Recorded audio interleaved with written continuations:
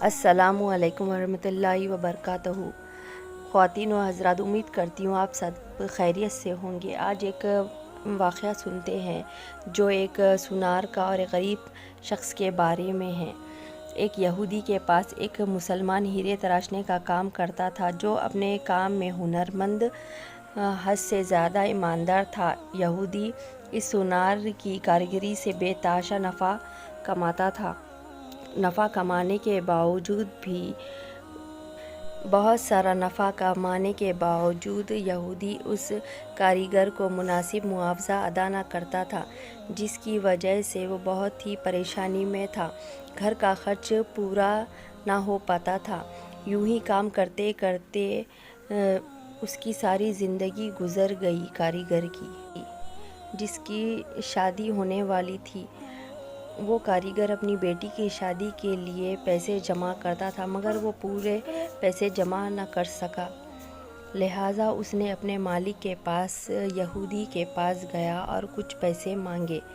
یہودی نے اسے پیسے دینے سے منع کر دیا۔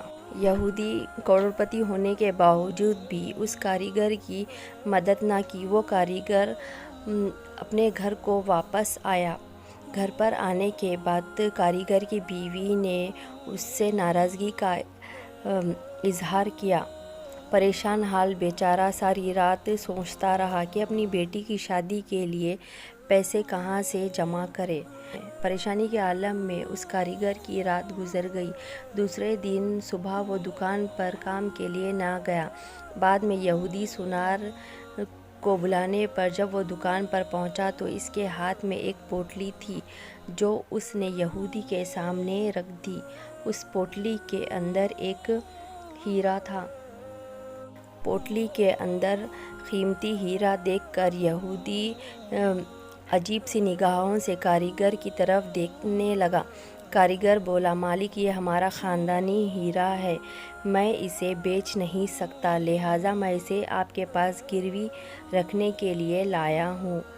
آپ اسے گروی رکھ لیجیے اور مجھے کچھ رقم ادھار دے دیجیے۔ یہودی نے وہ ہیرا گروی کے طور پر رکھ لیا اور اسے کچھ پیسے دے دیے۔